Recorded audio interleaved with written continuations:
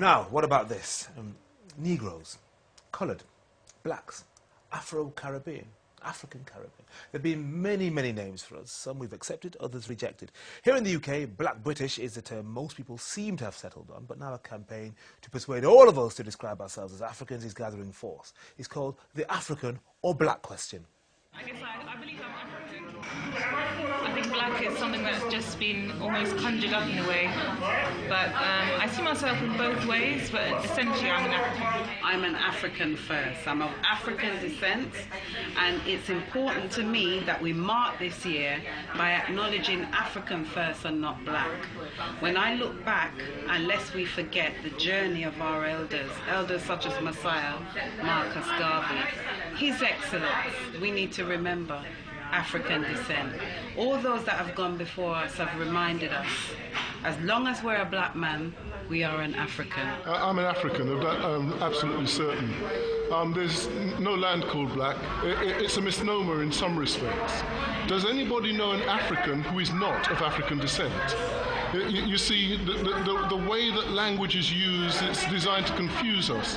When we talk about African descent, it's a method of trying to separate Africans in the diaspora from our sisters and brothers back home. Oh, I'm African. I think it would have been good if we had recognized it as in the African community and used it to reinforce African identity. There are too many people in the diaspora who are lost, and I think it would have been a good thing to do. I'm African. Right. It seems to me that we need to be reaffirming our African identity in terms of what's happening on the continent now. I'm the universe, I'm life, you know, I'm poetry. Am I black? Of course, definitely I'm black. Am I African? Yes. Am I global? Am I international? Yes. I am of the earth. One of us, my fellow citizens, 7 billion of us are. We have a common bond of humanity, and we must work it out together amongst us. One love all the time. Me, I'm both. I am African because I know that is what I am. It's what my ancestry is. It's my heritage. It's my lineage. It's what gives me my cultural strength, my physicality, my spirituality. I am black politically, absolutely, because as I always say, there are many people I know who will gladly embrace being black, but they are so distant from what it means to be African that they need healing and they need educating and they need to be reintroduced to themselves as African people. But black doesn't say much about me, or enough about me. It only says the color of my skin. I'm not running away from the color of my skin, but the word black doesn't really describe me adequately. I'm both. I see no contradiction between the two. I'm not a person of African descent. I'm an African. White people are of African descent. That's correct. Well, there we go, the African or Black question. Toyin, you were at the inaugural event, which was, I think, at Westminster Town Hall, just about a week or so ago. And the motion, African, was carried overwhelmingly as opposed to Black. That's right. But we saw a number of people in that video who are very, very respected activists and historians saying both. Yeah, I think Dr. Les Henry articulated it probably the best in the sense that there's a practicality. We are African. That's clear. You know, this notion that we are a black race is nonsense. There's no red race for Amerindians or yellow race for Chinese. We you know, politically mature people just get rid of those silly notions. But we are African. But there's a disconnect with education where we are of an identity. Yeah. And this is where education comes into place. And so I think what some people are saying is that we still have to recognise that there are many people who identify with being black. Yeah. And, I mean, there are issues with that, because when you identify with being black, then everything can be black. You know, you could be Irish and black, you could be Turkish and black, you could be Asian and black, you can, all these other things. It's about the struggle, isn't it? It's about a struggle. Yeah. The issue is that when that's used officially, like if you pick up something like a broadsheet like The Guardian or The Times, you'll see things like there was a black in lowercase b and Asian in a capital A, you know, representative there. And it's clear that the message hasn't sunken in, that we are not black. Our ethnicity is not black. There's no Blackistan. We don't come from these quaint, silly notions that originated in racism and slavery. Yeah. So that's the issue that's there. But we have to be identified as African. The census is interesting because in Scotland, the census actually got rid of these colour-coded epithets. That's what they are. I mean, white people. I mean, you know, I never say white people. I say Europeans or give them, you know, Irish or whatever, but not white.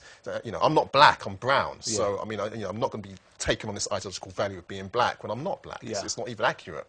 I was going to say my hair is black, but I don't have any hair. So yes. And your beard is grey. My beard is grey. So, you know, so these colour-coded nonsense are gone. And in Scotland, the census actually got rid of that. They don't use colour-coding anymore. They use, you know, ethnicity correctly, linking it to land, to culture, to identity and stuff like that. It's only in England where we still have the issue. America moved to African-American, and you've seen that the identity debate has stopped. You know, they went from Negro to coloured, people of colour. Then it was Afro-American, then now African-American. It stopped because it's reached the truth. And, you know, and you know, we know in Europe there's an issue of racism because, I mean, the football is a great example. What was it, the boy whose name? Suarez. Suarez. The word that was offensive was Negro. Yeah, Negrito. Negrito is, you know, we know is black. Yeah. You know, so, you know, people know. And when you refer to an African using these colour coding, you're reducing them to objects. You're taking away their history, their culture. So it's not an issue of like, you know, we know that this isn't the case. That's why the motion was passed. But I was talking to the activist Kwaku who put that film together on that evening, and he's really really driving forward this campaign. He said it's now moved on from the African or black question to who is an African then. So is Catherine, for example, an African? Do you see yourself as an African?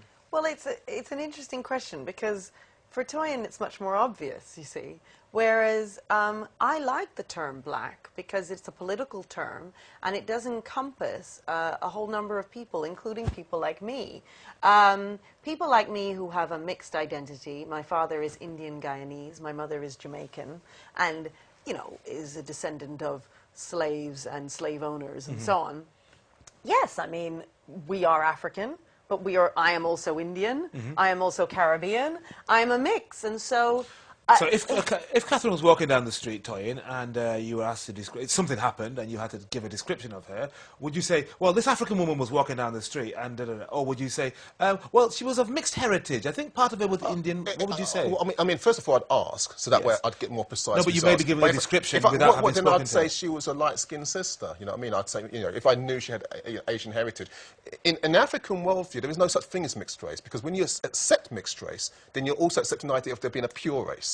And the African worldview doesn't accept that there's a pure race, you know what I mean? So she's African and Asian at the same time. Yeah. You have both. Well, yeah, I would agree with that. And so you have to own that, and that's an issue of education. When you say that I'm quarter caste, I'm Oxaroon, or, you know, you use these quaint terms invented by these colonialists and these imperialists, then what happens is that you reduce yourself and you elevate others. So in that situation, I would describe what I see.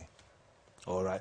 And Toyin, I mean, it's good to see you. Not see you very often these days, but of course, many people looking at you now will remember you from that incident that took place nearly 5 years ago at the anniversary, the 200th anniversary of the abolition of the so-called slave trade.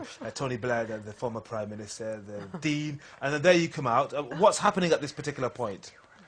At this particular point. Well, African people are being... Well, no, in fairness, everyone... That's you and the Queen. That's right, the British monarch.